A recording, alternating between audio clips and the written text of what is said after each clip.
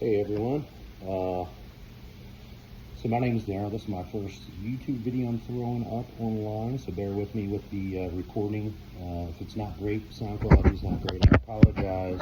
I don't have the Bluetooth mic yet or anything like that, but I will be getting one soon. Anyway, point of my little video today is to assist anybody working on a 1984 Z50R. Mine is I got brand new off the assembly line, basically from Pete's Cycle in Bel Air, Maryland, or off Bel Air Road, I'm sorry, in Overley, Maryland, back when I was like 7 or 8 years old. Been in the family ever since, finally got to restoring it. So I will flip the camera around and show you my restoration and show you some pointers and some help if you're doing what I'm doing.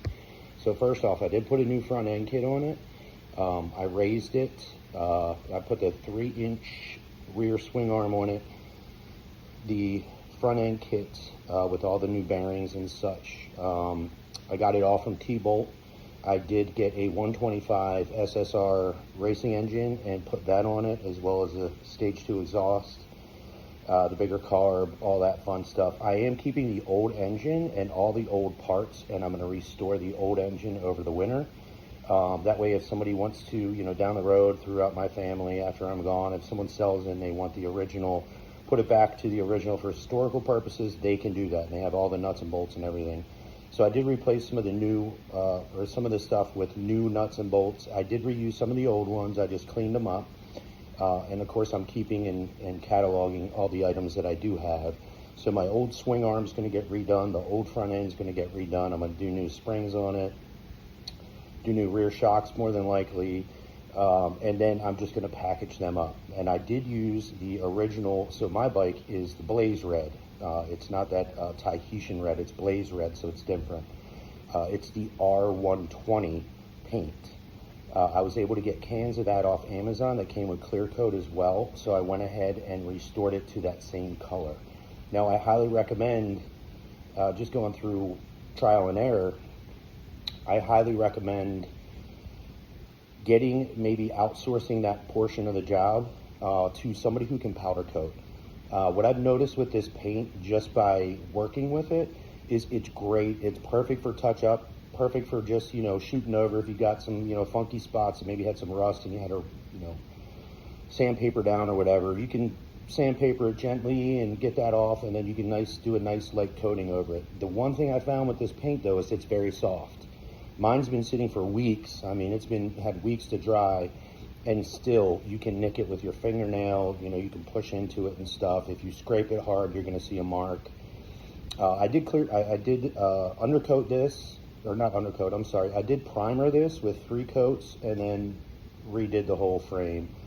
The paint came out pretty good. I'm not going to lie. This is my first restoration of a mini bike, so it came out good, but I would definitely highly recommend, if you're going to go for show quality. Now, my kids are going to ride this. I'm going to ride this. So I wanted it to look nice and newer, but not necessarily like take away from the OG appearance too much. So I did that to make it usable for us and fun for us, but we can always revert it back to a kid's bike to the 50. But anywho, that's my top thing with the paint. Use the R120 Blaze Red if your bike says it. Now there's a sticker I'll show you on the side of the bike. Mine was the original sticker, so I did laminate over top of it before I painted, just to make sure I can keep that sticker on there. You can get aftermarket stickers, the identical ones that match the original ones. They're replicas, but you can get them off, I think eBay has them.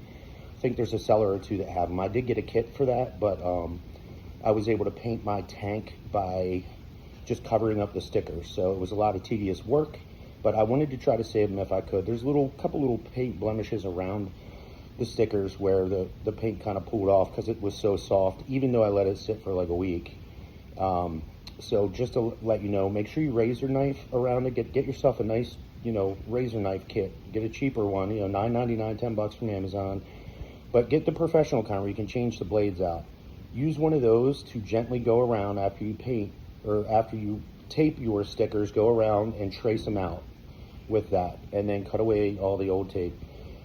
Then you can paint over top of it. And then at the end of that, I highly recommend when you let your paint dry, you trace it again and cut all that paint out, because I made the mistake of missing a spot, and when I pulled, it pulled some of the paint off. and I'll show you a glimpse of that. However, like I said, I went ahead and clear coated it. I'm just going to call it patina, the way the bike's been ridden. You know, I still have the old fenders on it. I did throw a coat of blaze red over the fenders because they were a little bit more dull and scratched up. So I went ahead and sanded them with like, what did I use? I used a 400 grit. I think I used a 400 and, let's see over here. I used a 400 and a 1200. And just enough to get some of the little spines or whatever you want to call them, the little plastic curly pieces that pop up when you scrape it, just to get them knocked down. And then I went ahead and put a coat, 2 coats actually, of the blaze red I still had, just to shine them up a little bit. So it matches the bike a little bit better, maybe darken them down because they did lighten up from, you know, fading over the years. So they don't match exactly. I think in the sunlight it'll look better, but it is what it is. I did buy a replacement pair of the red ones, but they're aftermarket red ones, which I can get painted. And yes, they're the aftermarket that are solid red, not the Chinese crappier ones. But anyway, I'm not going to put them on yet. I'm going to use the old ones. I'm just going to box them up. If I ever need them, I can always get more paint and spray them the color I need. And I think the spray paint from Amazon, the R120, would be fine for those because they're flexible. And again, this paint is soft and it's kind of flexible. So just for appearance purposes, I mean, obviously they'll get scratches and that kind of thing, but that's what they're made for. Anyway, without further ado, sorry about all the chatter. One big point I want to make is if you do change the front end and you put on an aftermarket front end, see if I can flip it around.